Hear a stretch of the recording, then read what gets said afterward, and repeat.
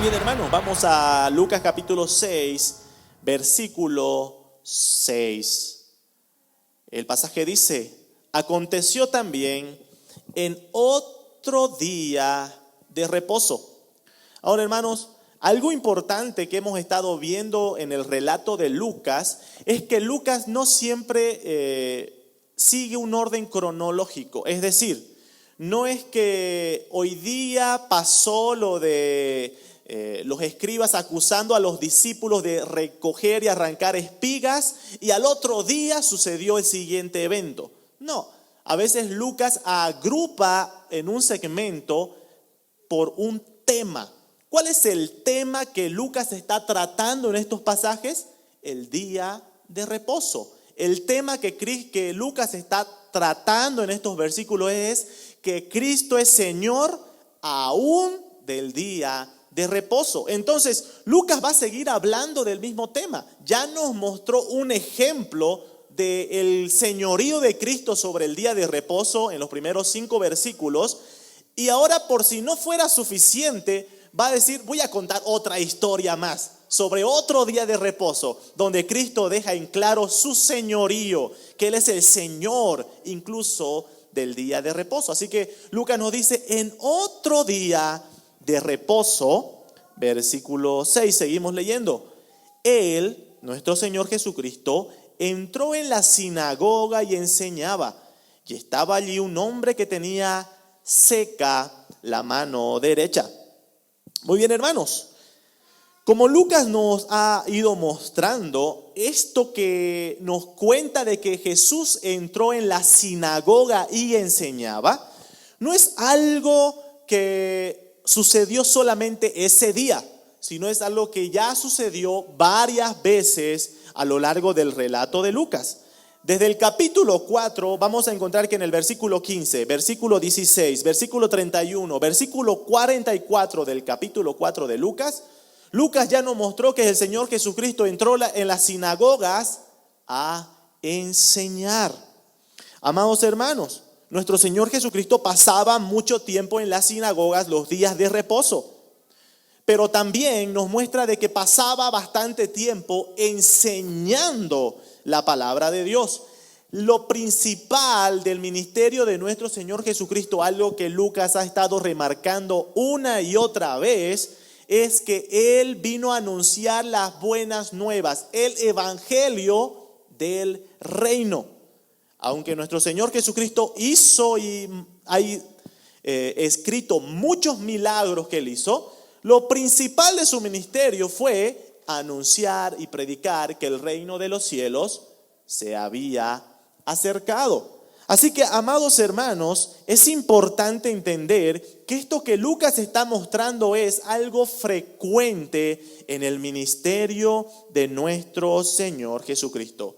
Y ahora, hermanos, este detalle de que Lucas está diciendo, justo en un momento en el que él va a contar sobre otro milagro de nuestro Señor Jesucristo, porque nos habla de que había un hombre con una mano seca. Y Lucas nos va a mostrar un milagro del Señor Jesucristo. Pero antes de mostrar de que el Señor Jesucristo hizo un milagro, Lucas deja en claro que nuestro Señor Jesucristo se encontraba en la sinagoga enseñando la palabra de Dios.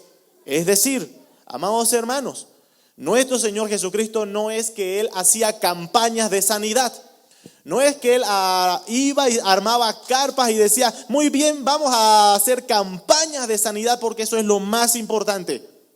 No, amados hermanos, nuestro Señor Jesucristo sabía que lo que era necesario era anunciar el evangelio del reino.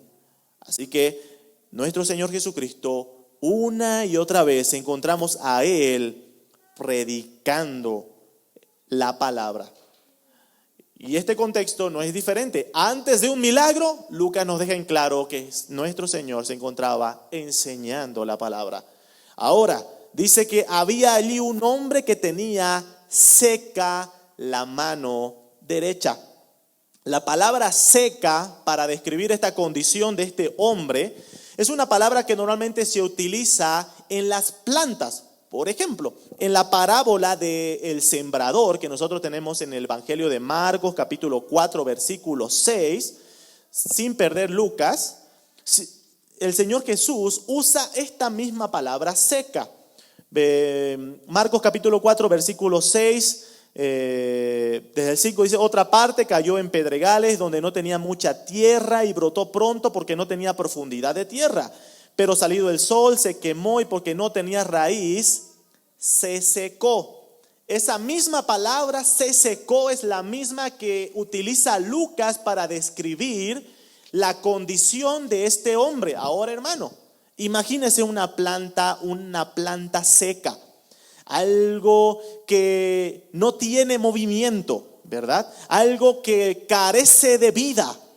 Bueno, amados hermanos, Lucas que es médico, está usando esa palabra para describir la mano de este hombre. Ya use un poco su imaginación. ¿Cómo era la mano de este hombre? ¿Cómo estaba? Era alguien que había perdido toda movilidad muscular, tenía su mano paralizada. Incluso algunos comentaristas dicen, cuando se refiere a mano, es muy probable que no solo se refiera desde la muñeca y la palma y los dedos. Muy probablemente también era referencia a gran parte del brazo que tenía inmovilizado, una parálisis muscular. Bueno, hermanos, Lucas nos aporta otro detalle que él como médico cree que es importante recalcar sobre este hombre. ¿Cuál era la mano que tenía enferma? ¿Cuál era la mano? Era la mano derecha. ¿Por qué era importante decir que era la mano derecha? Bueno, hermanos, históricamente y cuando vemos en las Escrituras, el tema de que las personas en ese contexto usaban la mano izquierda era vista como un defecto. ¿Por qué? Porque mayormente las personas son diestras, ¿no? Mayormente. Entonces, Lucas está aportando un detalle que nos dice: este hombre tenía inmovilizada la mano derecha, es decir, la mano más usada, la mano más útil, entre comillas, para un hombre diestro. ¿Qué significaba para una persona, para un derecho, tener la mano derecha paralizada? Que esa persona no podía quizás trabajar, ¿no? Que esa persona había perdido muchas características y muchas posibilidades de trabajo o muchas posibilidades de forma general para desarrollar su vida. La mano derecha era algo importante. Lucas menciona con esa énfasis con respecto a cuál mano era la que estaba lastimada, la que estaba herida, la mano seca. Ahora, hermanos, el versículo 7 dice: y le acechaban los escribas y los fariseos para ver si en el día de reposo lo sanaría, a fin de tener algo con qué acusarle. El Evangelio de Mateo describe un poco más detallista cuál fue el origen del conflicto. Aquí nos dice que le acechaban. ¿De qué forma le acechaban en este contexto a los fariseos y los escribas al Señor Jesucristo? Mateo capítulo 12. Mateo capítulo 12, versículo 10. Dice: y he aquí había allí uno que tenía seca una mano. Y los fariseos y los escribas preguntaron a Jesús para poder acusarle. Aquí es el origen del conflicto. ¿Cómo le acechaban los escribas y los fariseos al Señor Jesucristo? Le hicieron una pregunta. ¿Cuál fue la pregunta? ¿Es lícito sanar en el día de reposo? ¿Es lícito sanar en el día de reposo? Ahora, hermanos, los fariseos preguntaron algo no con la intención de: yo no sé la respuesta, necesito que usted me enseñe. Ellos ya tenían una respuesta en su mente. Lo único que querían era encontrar algo en el Señor Jesucristo para acusarle. Los fariseos tenían una respuesta sobre esta pregunta. La pregunta ¿es lícito sanar en el día de reposo? Los fariseos, ¿cómo respondían ellos? La respuesta era, según la tradición de los fariseos, no. Si no es algo de vida o muerte, no es lícito sanar. Los fariseos, según la tradición que ellos manejaban, según su interpretación de lo que era permitido o no hacer en el día de reposo, ellos decían, si una persona está enferma con riesgo de muerte, solo ahí tú puedes sanar o hacer algo para sanarlo. Pero si está levemente enferma y no está en riesgo de muerte, entonces no es una excusa para hacer algo. Ellos creían que el día de reposo consistía en hacer absolutamente nada. Absolutamente nada. Entonces, los fariseos, al tener esa respuesta concebida, ellos sabían que el Señor Jesús pensaba diferente. Ellos decían, nosotros por la tradición sabemos de que no es permitido, no es lícito sanar, pero vamos a preguntarle a Él para que Él caiga en esta trampa y Él lo sane y así nosotros podamos acusar a Jesús delante de todos de que está haciendo algo incorrecto. Bueno, amados hermanos, a estas personas se dan cuenta, a los fariseos y a los escribas, ¿no les importaba este hombre? No les importaba. Tenían un hombre que tenía una mano seca.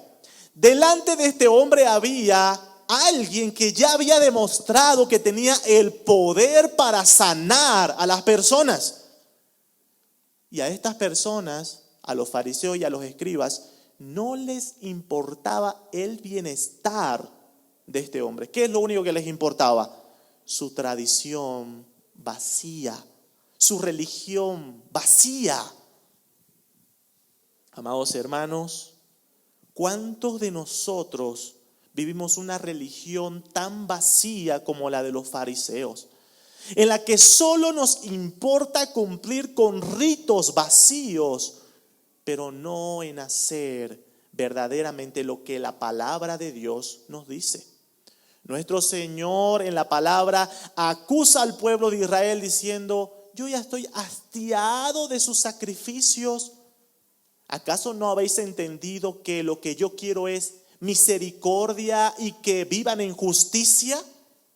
Amados hermanos, los fariseos cambiaron la misericordia y la justicia que el Señor buscaba que el pueblo debía vivir y andar por simplemente seguir una tradición vacía. Amados hermanos, cuidémonos de no estar viviendo una religiosidad vacía. Estos hombres dejaron de pensar en todo y no les importaba nada ni nadie. Bueno, hermanos, vamos a ver cómo responde el Señor Jesucristo ante esta acechanza de los fariseos, ante esta pregunta de los fariseos. ¿Es lícito sanar en el día de reposo? Volvemos a Lucas 6, versículo 8. La palabra de Dios dice, pero Él conocía los pensamientos de ellos. Amados hermanos, algo que caracterizaba a los fariseos es que ellos mostraban exteriormente ser hombres de Dios. Exteriormente con sus ropas y con su forma de vestir, con sus oraciones largas, con su forma exterior de vivir la religiosidad, se presentaban a ellos mismos como personas de Dios. Pero amados hermanos, nuestro Señor Jesucristo conocía los pensamientos de ellos. Nuestro Señor Jesús sabía que a los fariseos no les importaba obedecer la ley. Aunque los fariseos supuestamente lo que querían era defender la doctrina, la tradición de los ancianos. Hay que defender que todos cumplan el sábado. Pero Jesús sabía que en sus pensamientos no les importaba obedecer la ley. ¿Qué es lo único que les importaba? Encontrar algo para acusar a Jesús. Eso era lo que había en sus pensamientos. Y Jesús sabía lo que había en sus pensamientos. Por eso en muchos pasajes el Señor Jesucristo acusó a fariseos y escribas de ser hipócritas, víboras, sepulcros blanqueados, que por afuera se veían bien, pero por dentro estaban muertos. Amados hermanos, ¿hay algo que podamos esconder al omnisciente? ¿Hay algo que nosotros, o de alguna forma, que nosotros podamos engañar al Dios Todopoderoso? David se encontró en un dilema como ese. Salmo 139, hermano. Acompaña en sus Biblias al Salmo 139. Salmo 139, vamos a dar lectura desde el verso 1 al verso 6. Dice: oh Jehová, tú me has examinado y conocido. Tú has conocido mi sentarme y mi levantarme. Has escudriñado mi andar y mi reposo, y todos mis caminos te son conocidos. Pues aún no está la palabra en mi lengua, y he aquí, oh Jehová, tú la sabes toda. Detrás y delante me rodeaste, y sobre mí pusiste tu mano. Tal conocimiento es demasiado maravilloso para mí. Alto es, no lo puedo comprender. David queda sorprendido al ver cuán profundo era el conocimiento que Dios tiene sobre él. Amado hermano, hermana, no hay nada que nosotros podamos ocultar a Dios. Como decía el salmista, no está ni siquiera nuestra palabra en la lengua, que Él ya la sabe. Estos hombres ni siquiera habían dicho nada para revelar su pensamiento, pero el Señor conocía lo que había dentro de ellos. ¿Sabes qué, mi amado hermano, hermana? Nosotros podemos mostrar exteriormente muchas cosas, pero quiero decirte que tú estando sentado aquí, el Señor sabe verdaderamente en qué es lo que tú estás pensando. ¿Sabes si es que tú verdaderamente estás aquí con un pensamiento de honrar al Señor, de escuchar su palabra? O físicamente estás aquí, pero tus pensamientos están en otro lado. No hay nada, no hay nada. ¿Hay algo que nosotros podamos hacer para engañar al Todopoderoso, al Omnisciente? El apóstol Pablo les decía a los Gálatas: no os engañéis, Dios no puede ser burlado. Dios, tú no puedes engañar a Dios. ¿Por qué? Porque Él lo sabe todo. Nuestro Señor lo sabe todo. Un pasaje más sobre nuestro Señor Jesucristo y su conocimiento de todo. Es Juan, el Evangelio de Juan, capítulo 2. Juan, capítulo 2, versículo 23 y 24. Al 25, perdón. La palabra de Dios dice, el Evangelio de Juan, capítulo 2, versículos 23 a 25. Estando en Jerusalén en la fiesta de la Pascua, muchos creyeron en su nombre, viendo las señales que hacía. Pero Jesús mismo no se fiaba de ellos, porque conocía a todos. Y no tenía necesidad de que nadie le diese testimonio del hombre, pues él sabía lo que había en el hombre. Hermano, hermana, no hay nadie que te conozca más y mejor que nuestro Dios. que nuestro Señor Jesucristo. Él te conoce hasta lo más profundo.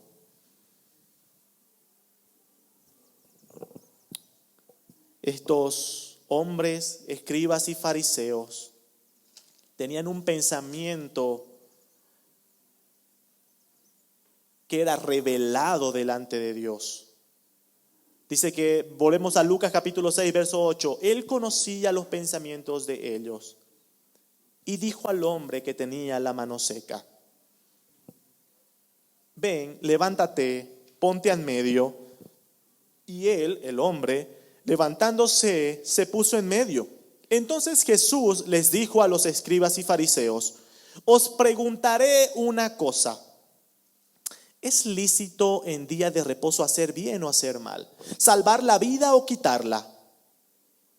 Bueno, amados hermanos, Jesús pone al medio a este hombre para responder a una pregunta que los fariseos le habían hecho a Jesús. ¿Cuál era la pregunta? ¿Es lícito sanar en día de reposo? La palabra de Dios hablaba sobre qué y qué no hacer en día de reposo. Lo que los fariseos estaban haciendo al realizar esa pregunta a nuestro Señor Jesucristo era buscar una interpretación bíblica sobre ese tema.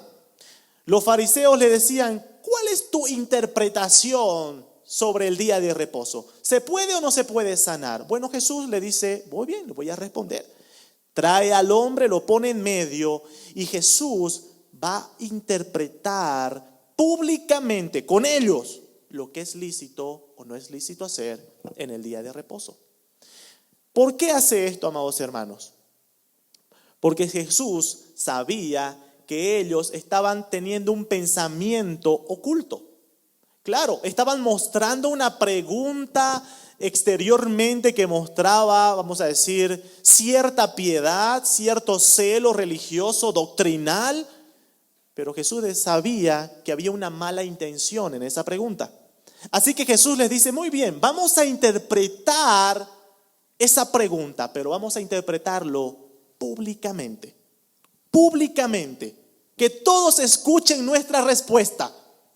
Así que Jesús pone en medio al hombre, entre los fariseos y escribas y Jesús y todas las demás personas que estaban ahí. Y Jesús pregunta: muy bien, según la ley, yo les devuelvo la pregunta, según la ley, ¿es lícito en el día de reposo hacer bien o hacer mal? Según la ley, ¿es lícito hacer en el día de reposo salvar la vida o quitarla? Amados hermanos, estas preguntas eran preguntas que hasta un niño podía responder. Tú le preguntas a un niño: ¿qué es bueno delante de Dios? ¿Salvar la vida o quitar la vida a otra persona? Bueno, a no ser que sea un psicópata, te va a decir salvar la vida, ¿verdad? Es una respuesta básica, sencilla, una respuesta de sentido común. No se necesitaba ser un gran teólogo, un gran estudioso de la palabra de Dios para responder esta pregunta. ¿Se dan cuenta? Era una pregunta tan sencilla. Y Jesús dice: vamos a responder a esto públicamente, que todos nos escuchen. Queremos saber qué se permite y qué no se permite hacer en día de reposo. Respondamos a esto. ¿Qué hicieron los fariseos ante esta pregunta? ¿Cuál fue la reacción de los fariseos y escribas? Marcos capítulo 3. Ahí nos va a dar el detalle, amados hermanos. Marcos capítulo 3, versículo 4. Y les dijo: ¿es lícito en los días de reposo hacer bien o hacer mal? ¿Salvar la vida o quitarla? ¿Y qué hicieron los fariseos y escribas? Pero ellos callaban. Callaban. No quisieron responder nada. Se quedaron en completo silencio. Amados hermanos, qué triste que ellos, aún sabiendo la respuesta, ellos prefirieron callar. Ellos prefirieron callar. Amados hermanos, los fariseos creían que había un término medio entre hacer bien y hacer mal. ¿Cuál era el término medio que los fariseos creían que había entre hacer bien y hacer mal? No hacer nada. Es decir, los fariseos creían que si en el día de reposo había alguien que necesitaba ayuda, bueno, por ser día de reposo, no tiene nada de malo si yo no hago nada. Ellos creían que no hacer nada era un término medio entre hacer bien y hacer mal. Amados hermanos, no existe el término medio con el Señor. Por eso nosotros tenemos la historia del buen samaritano. Cómo estas personas creían que estaban siendo neutrales, obedientes a la palabra de Dios con el tema de no hacer nada en día de reposo. Y por eso cuando había alguien que necesitaba ayuda, ellos pasaban nomás. ¿Por qué? Porque ellos creían que estaban siendo neutros. Término medio. Amados hermanos, ¿existe un término medio para el Señor? No, o eres frío o eres caliente. No existe término medio. No existe, amados hermanos. El Señor Jesucristo acusa a estos fariseos porque ellos creían que no hacer nada era un término medio. Santiago capítulo 4 versículo 17 nos dice que el que sabe hacer lo bueno y no lo hace, le es pecado. El simple hecho, hermano, de saber qué es bueno y no hacerlo, no es un término medio. Ya es pecado, porque estás omitiendo hacer algo que sabes que debes hacer. Amado hermano, hermana, en la Escritura tenemos revelado lo que es bueno hacer. ¿Qué es lícito hacer en el día de reposo? ¿Qué es bueno hacer en el día de reposo? Hay un pasaje en Isaías que nos describe qué es lo que debemos hacer en el día de reposo. Y muchos de nosotros simplemente omitimos aquello, no lo hacemos y creemos que estamos siendo neutros. Pero si tú sabes qué es lo que se debe hacer en el día del Señor y no lo haces, estás pecando. Estás pecando. No existe término medio. ¿Cuál fue la reacción de Jesús al ver que estos hombres, sabiendo la respuesta, callaron? En Marcos capítulo 3, verso 5. Entonces, mirándolos alrededor con enojo y entristecido por la dureza de su corazón. Dice que Jesús, al ver a estos hombres que a pesar de saber la respuesta a esa pregunta tan sencilla, ellos decidieron callar, Jesús se enojó y se puso triste. Se puso triste. ¿Qué fue lo que causó enojo, malestar al Señor y al mismo tiempo tristeza? Dice que fue al ver la dureza de sus corazones. La dureza de sus corazones. Hermanos, ¿qué significa la dureza del corazón? Bueno, hermanos, el ejemplo más claro de la dureza del corazón creo que lo tenemos con el faraón en Éxodo. Aquel hombre que una y otra vez vio en la mano de Dios, escuchó la advertencia de parte de Dios a través de Moisés: deja ir a mi pueblo. Pero Faraón endureció su corazón. ¿Qué significa? Orgullo. Orgullo. Hermanos, ¿cuál fue la razón por la que los fariseos y escribas, sabiendo la respuesta, prefirieron callar antes de responder algo que los hiciera quedar mal? Fue su orgullo. Fue su orgullo. Por el orgullo que ellos tenían, ellos dijeron: no vamos a responder a esto porque nos va a hacer ver mal.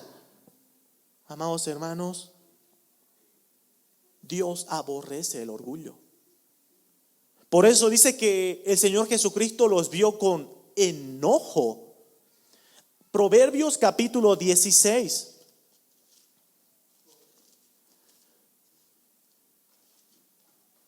Proverbios capítulo 16, verso 5.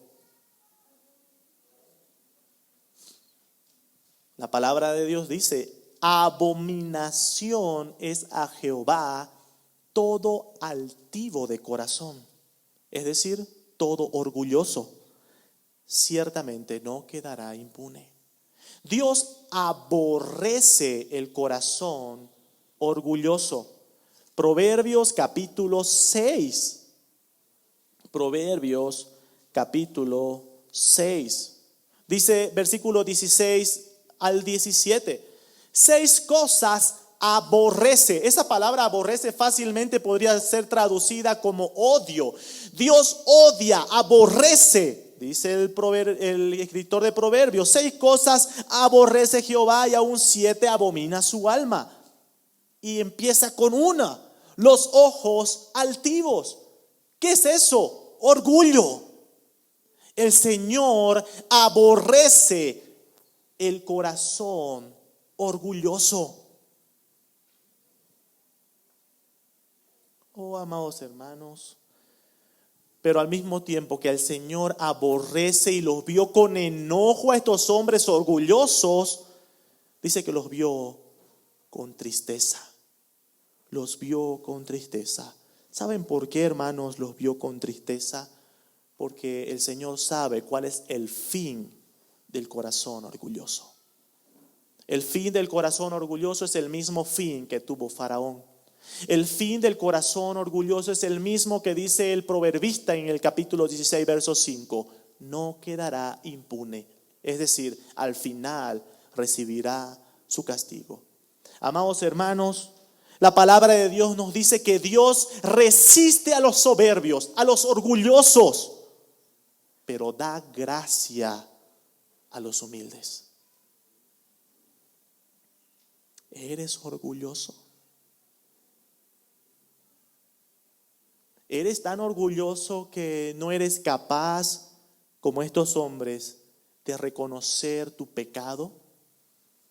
¿Qué es lo que estaban haciendo estos hombres? Estos hombres, ¿saben por qué callaron? Callaron porque no eran capaces, por su orgullo, de reconocer que estaban en un error.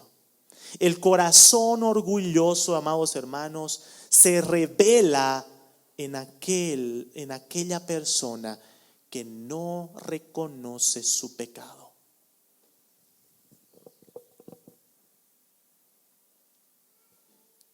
Hermanos, que el Señor nos ayude para no ser como estos hombres. Seamos humildes, humillados delante de Dios, sabiendo de que no hay nada oculto del Dios omnisciente.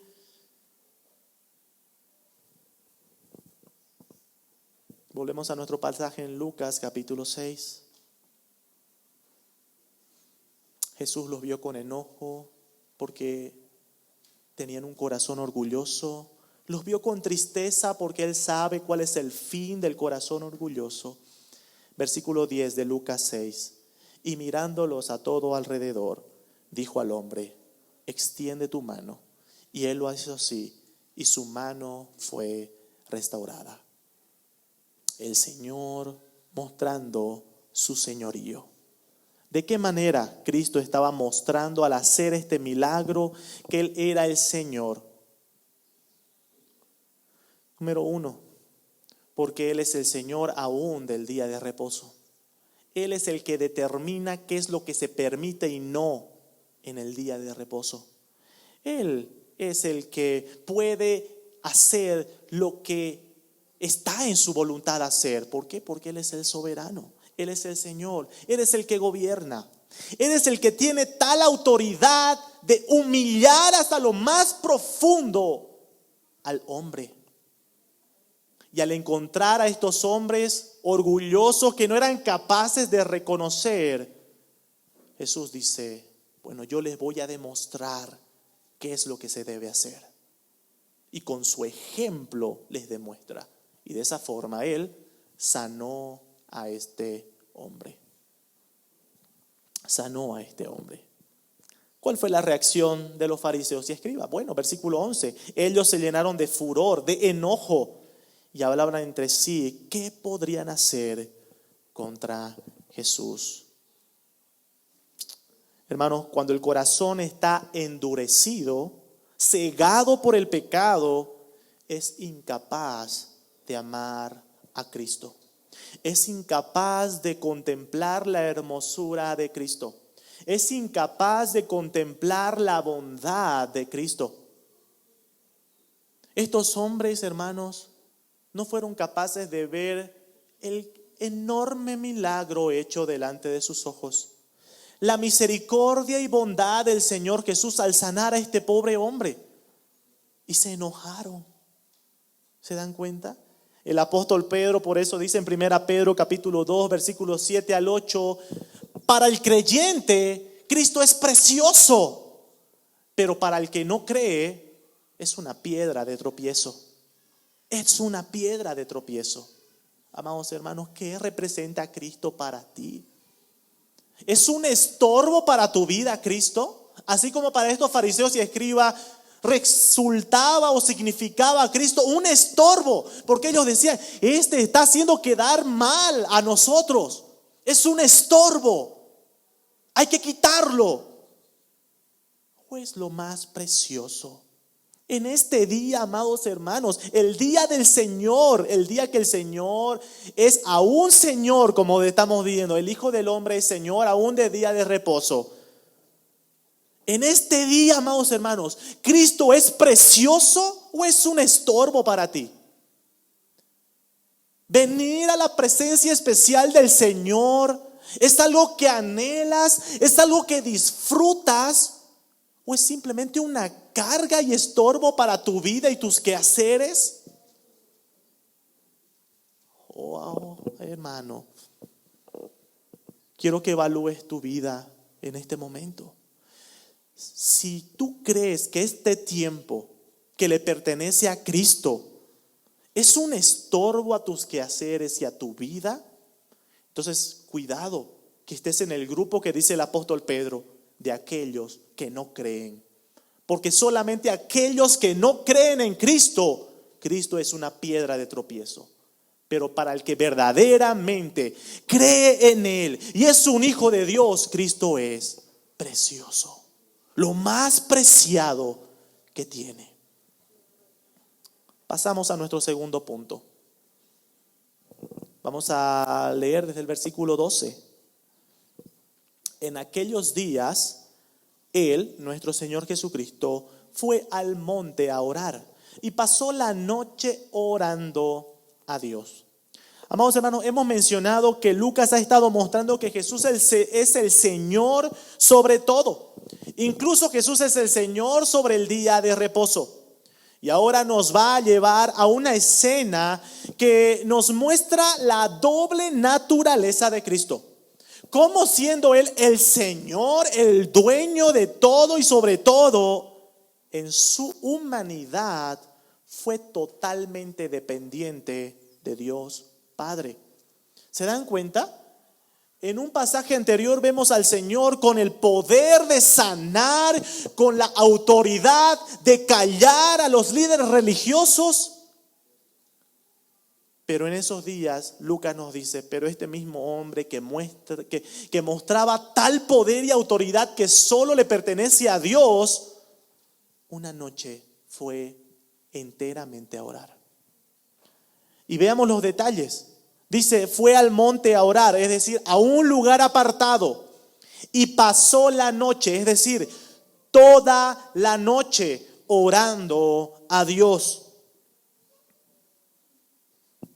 El Señor, hermanos, el Señor, el Todopoderoso, el Omnisciente, aquel que sabe los pensamientos, el Todopoderoso, aquel que con una sola palabra es capaz de dar vida y sanar a cualquiera. Él pasó toda la noche orando. Y nosotros, hermanos, pecadores, imperfectos, débiles, ¿cuánto tiempo pasamos orando? ¿cuánto tiempo pasando?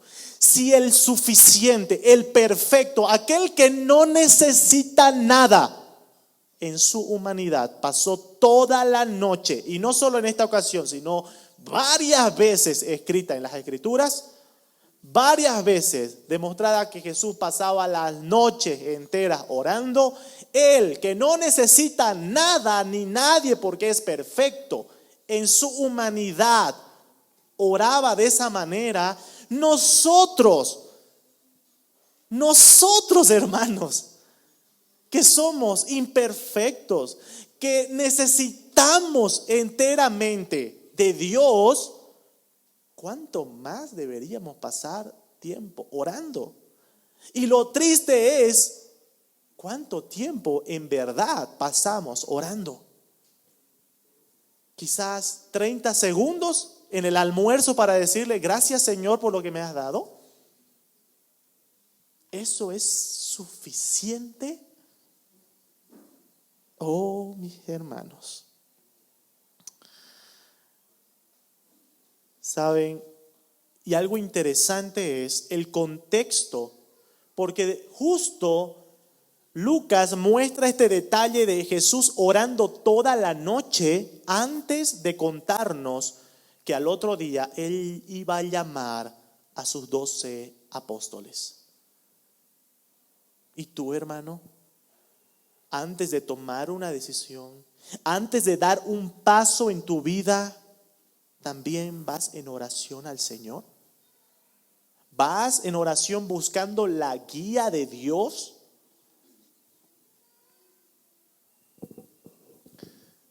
Versículo 13. Pasó la noche orando a Dios, y cuando era de día, llamó a sus discípulos y escogió a 12 de ellos, a los cuales también llamó apóstoles. Jesús tenía un grupo grande de discípulos, amados hermanos. No eran solamente los 12. Había un grupo grande de discípulos. La palabra discípulo significa seguidor, es decir, habían varias personas que seguían al Señor Jesucristo.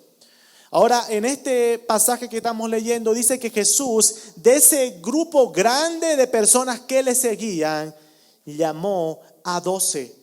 Y a estos 12 que llamó, los denominó o les dio el título de apóstoles. ¿Qué significa la palabra apóstol?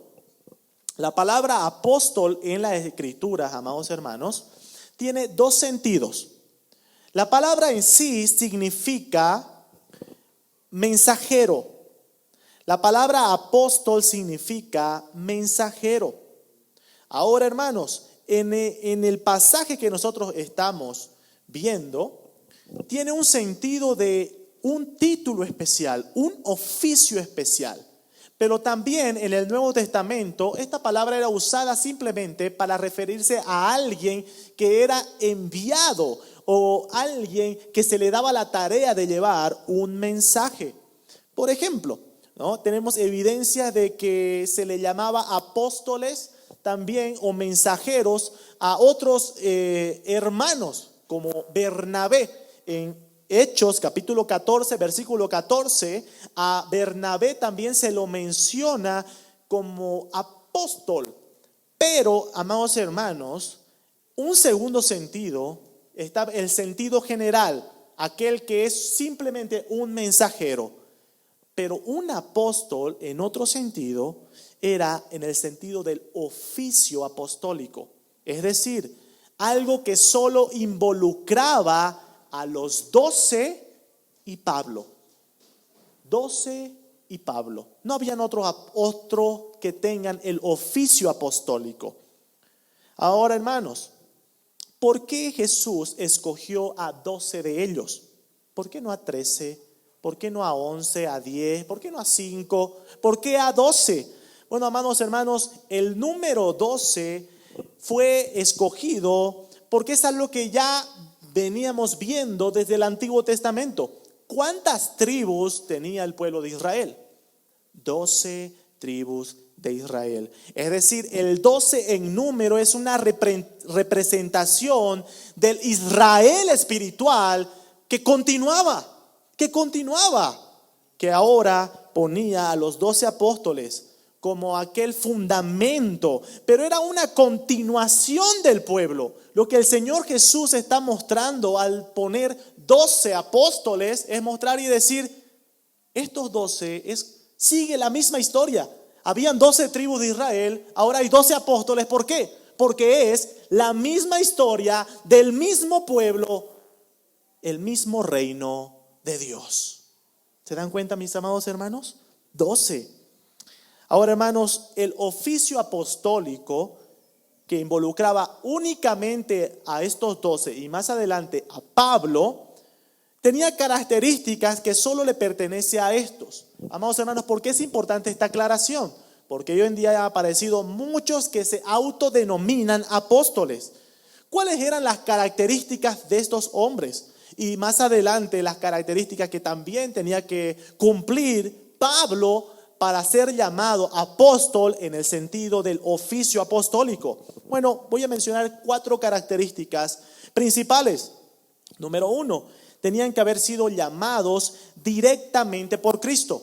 Es decir, estos 12 fueron llamados directamente por Cristo. Número 2, tenían que haber sido testigos de la vida de Cristo, el ministerio de Cristo, el sacrificio y la resurrección de Cristo. Eso nosotros lo vemos en Hechos capítulo 1, versículos 21 al 22, cuando se estaba buscando el reemplazante o el sucesor de Judas. 3, hablaban y escribían por inspiración de Dios. Amados hermanos, los apóstoles tenían esa característica particular de hablar con la autoridad, de estar hablando inspirados por Dios. Eso lo vemos a lo largo de varios pasajes. Quizás si usted quiere leerlos en casa, Mateo capítulo 10, verso 10, Lucas 12, 12, Hechos 4, 8, Hechos 15, 28 y Primera Tesalonicenses 4, 8. Hablaban y escribían por inspiración de Dios. Y número 4, poseían el poder de hablar o de hacer milagros. Amados hermanos, para ser un apóstol tenías que cumplir todos estos requisitos. No podías decir, yo no vi la resurrección de Cristo, pero sí hago milagros. No, tenían que ser o cumplías todos los requisitos o ya quedabas descalificado. ¿Se dan cuenta por qué, amados hermanos, hoy en día no puede haber otros apóstoles? ¿Por qué? Porque ¿quién pudo haber visto al Cristo resucitado? Ya no hay, ¿verdad? ¿O quiénes fueron testigos del ministerio o haber sido llamados directamente por Cristo? Así que, amados hermanos, es importante entender, estos apóstoles recibieron una tarea, un oficio particular, el oficio apostólico. Y estos fueron establecidos para ser el fundamento de la iglesia. Eso nosotros lo encontramos en Efesios capítulo 2, versículo 20. El fundamento de la iglesia, los apóstoles. Ahora, amados hermanos, cuando nosotros leemos la lista de estos hombres, dice, llamó a ¿cuáles eran los 12 que llamó? Versículo 14 al 16. Llamó a Simón, a quien también llamó Pedro, a Andrés su hermano, Jacobo y Juan, Felipe, Bartolomé, Mateo, Tomás, Jacobo hijo de Alfeo, Simón llamado Celote, Judas hermano de Jacobo y Judas Iscariote, que llegó a ser el traidor. Hermanos, la lista de nombres nos muestra que estas personas eran personas comunes y corrientes. Comunes y corrientes. Ni una de estas personas tenían una característica sobrenatural o eran especiales. Eran personas como lo describirían en el libro de los Hechos. Eran personas sin letra, es decir, sin estudios y del vulgo, como cualquier otra. Amados hermanos, no eran personas sobresalientes. Como diría el apóstol Pablo en 1 Corintios capítulo 1, versículos 25 al 29. Lo vil y menospreciado del mundo escogió Dios, no lo sabio y fuerte, sino lo vil y menospreciado.